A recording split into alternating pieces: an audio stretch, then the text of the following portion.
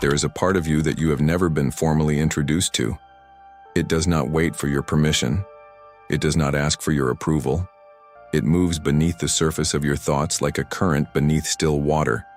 Invisible, powerful, and far older than the version of yourself you show to the world. Most people spend their entire lives crafting an identity they believe is complete. They build their values, their habits, their image, and they call it themselves. But beneath that, carefully constructed surface, something else exists. Something they were never taught to face. Something they were, in fact, taught to ignore. This is not a comfortable truth, but it may be the most important one you will ever encounter. Because the forces driving your decisions, your fears, your obsessions, your relationships, many of them do not originate where you think they do. They rise from a dimension of the psyche that most people never dare to explore. And until you understand what lives in that darkness, it will keep shaping your life in ways you cannot see. There is a peculiar illusion that most human beings share. It is the illusion of self-knowledge. The quiet assumption that we understand why we feel what we feel, why we want what we want, why we react the way we do. We narrate our lives with confidence. We tell ourselves stories of cause and effect, of logical decisions, of conscious choices, and we believe those stories completely. But beneath every story you tell about yourself, there's an older story being told for you. Consider the patterns that repeat in your life, the relationships that follow the same invisible script, no matter how different the person, the situations that seem to find you again and again, regardless of how far you move or how much you change, the emotions that arrive without invitation and linger without explanation. These are not accidents. They are not bad luck. They are not simply the randomness of existence pressing against you from the outside. They are messages from a dimension of yourself you have not yet learned to read. The ancient philosophical traditions understood this. The great psychologists of the modern era mapped its terrain. And yet, in a culture obsessed with optimization, productivity, and external success, the deeper architecture of the human psyche remains almost entirely unexplored by the very people it governs. Reality, as most people experience it, is not happening to them. It is being generated through them, through the filters of their unexamined beliefs, the gravity of their unresolved emotions, the silent authority of the stories they inherited and never questioned. The surface of life appears ordinary, but underneath, the machinery is ancient, complex, and extraordinarily powerful. Here is the first truth that begins to dissolve the illusion. Every human being carries within them two parallel identities. There is the persona, the version of yourself you present to the world. The face you wear in professional environments, in social gatherings, in the mirror when you are preparing to be seen. This persona is real, but it is also, in many ways, a construction, a carefully assembled collection of acceptable traits, approved behaviors, and tolerated emotions. And then there is everything else. Everything that did not fit the persona. Everything that was too raw, too strange, too frightening, too inconvenient to include. The anger you were taught was unacceptable. The grief you were told to move past. The desires you learned to feel ashamed of. The parts of yourself that did not receive applause, that were instead met with silence, rejection, or punishment. These fragments did not disappear. They were never destroyed. They were compressed, pushed downward, out of conscious awareness, into a place where the light of attention does not easily reach. And here is what most people never realize. Those compressed fragments do not simply wait quietly. They organize. They develop weight and momentum. They find indirect channels of expression through the body, through dreams, through impulsive behavior, through the peculiar emotional intensity that arrives when certain buttons are pressed. The person who erupts in rage over something small is rarely reacting to what is in front of them. They are reacting to the accumulated pressure of everything they were never allowed to express. The patterns of your life are not random. They are precise. They are the exact shape of what remains unexamined within you. This is the first, and perhaps most unsettling, insight about the dark side of human nature. It is not out there. It is in here. In the early 20th century, a Swiss psychiatrist began mapping a territory that most of his contemporaries refused to enter. Carl Jung called it the shadow.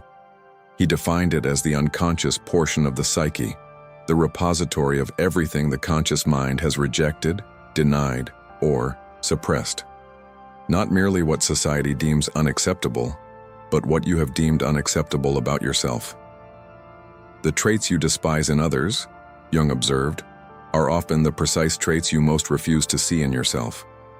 This is the mechanism he called projection.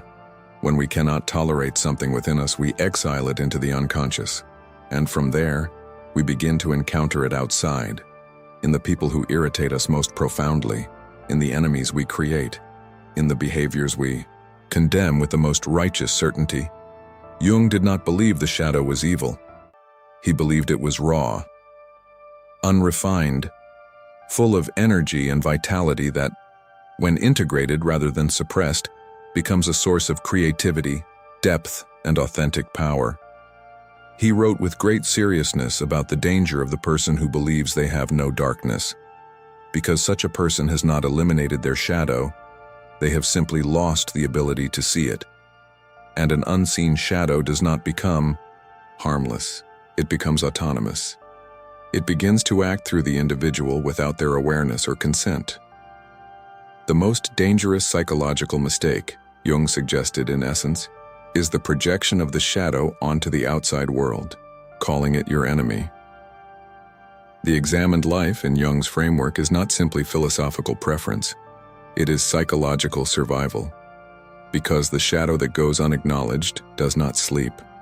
It governs quietly, relentlessly, from below. To understand why the dark side of human nature operates with such persistent force, it is necessary to understand something fundamental about the architecture of the mind. The conscious mind, the part you identify as you, the voice that narrates your experience, the part that plans and deliberates and makes decisions, represents only a fraction of total mental activity. Beneath it, operating at extraordinary speed and complexity, is the subconscious, a vast system of automated patterns, emotional memories, acquired beliefs and identity structures that were largely established before you were old enough to consent to them. Your subconscious mind does not distinguish between what is true and what is deeply believed. It does not evaluate the quality of the beliefs it was given during childhood. It simply accepts them as operational reality and organizes your behavior accordingly. If you were taught, through repeated experience, that you are unworthy of love, the subconscious does not file that under false beliefs to be corrected.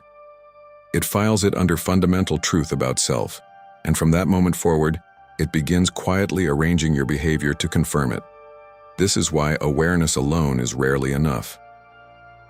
Intellectual understanding of a psychological pattern does not automatically dissolve it.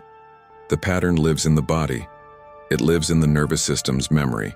It lives in the emotional charge attached to certain memories, relationships, and beliefs. Emotions, in this context, are not obstacles to rational thinking. They are information, compressed data about unresolved internal material. The emotion that seems disproportionate to a situation is pointing, always, towards something older than the present moment. The mind creates filters through which reality is perceived, and those filters, built from identity, belief, emotional memory, and unexplored shadow material, determine not merely how you interpret experience, but which experiences, through the mechanism of attention and behavior, you consistently create. The dark side of human nature is not a malfunction. It is an unread map. And now we arrive at the deepest layer of this truth. The dark side of human nature is not the problem. The avoidance of it is. Every civilization in human history has attempted, in some form, to suppress what it could not understand about human darkness. It has created moral systems to contain it, social hierarchies to manage it, religious frameworks to redeem it. And yet, darkness persists. It does not yield to repression. It intensifies under it. This is because the shadow is not an enemy. It is a teacher, and like all powerful teachers, it speaks most loudly when it is being ignored. The person who refuses to examine their own capacity for cruelty will, with absolute reliability, enact that cruelty unconsciously, on those closest to them, on those who depend on them, on themselves. The person who refuses to acknowledge their hunger for power will pursue it, through indirect, deniable, often destructive channels, while maintaining the sincere belief that they want nothing of the sort. The person who suppresses their grief will find it rising as rage. The person who suppresses their rage will find it crystallizing as illness. The body keeps the score. The psyche keeps its ledger in perfect, patient detail. Here is the revelation. The integration of your darkness is not a descent into something dangerous. It is the retrieval of something stolen, the reclamation of energy, depth, and authenticity that was exiled from your life before you were old enough to understand what was happening. The greatest human beings who have ever existed were not people without shadows. They were people who looked into their own darkness without flinching and emerged not destroyed but whole. Wholeness is not the absence of darkness. It is the conscious relationship with it.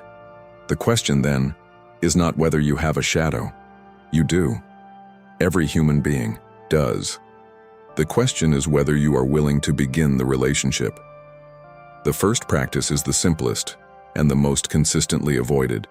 It is the practice of honest self-observation, not self-criticism, not self-punishment, observation.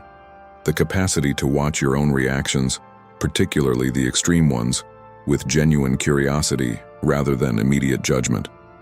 When you find yourself with a powerful negative reaction to another person, before you explain, justify, or defend that reaction, pause. Ask, what is this showing me about myself? Not because you are always wrong, but because the intensity of your response is data about your interior, not merely evidence about their character. The second practice is journaling from the shadow. Writing about the aspects of yourself you least want to acknowledge. The petty jealousy, the irrational fear, the impulse toward revenge, the desire for things you have told yourself you should not want. Writing these things does not make them more real. It makes them visible, and what is visible can be worked with. What is invisible works on you. The third practice is the cultivation of inner stillness through meditation or deep contemplation, not to empty the mind, but to slow the mind enough to notice what is actually moving through it. The thoughts you would rather not have, the images that arise in unguarded moments, the emotional undercurrents that the noise of daily life successfully drowns. Finally, consider the figures who provoke you most. The people whose qualities seem most objectionable. Look honestly. Something in that reaction is a mirror. These practices do not promise comfort. They promise something more valuable, clarity. And from clarity, the possibility of genuine, lasting transformation begins not with changing your circumstances, but with understanding the mind that creates them. The dark side of human nature is not a stain to be scrubbed away. It is the other half of the soul. The half that has been waiting with extraordinary patience to be finally seen. The person who has faced their own darkness carries something rare in this world, the inability to be easily manipulated by darkness in others, because they know its texture. They recognize its movements. They are no longer surprised by it, not in themselves, and not in the world that reflects their interior back to them. Jung understood this with a depth that much of modern psychology has yet to recover. You do not become a better human being by eliminating what is difficult within you. You become a more complete one by learning to hold all of it, the light and the shadow, with honesty, courage, and compassion. The world is not made more dangerous by people who understand their own darkness. It is made more dangerous by those who are absolutely certain they have none.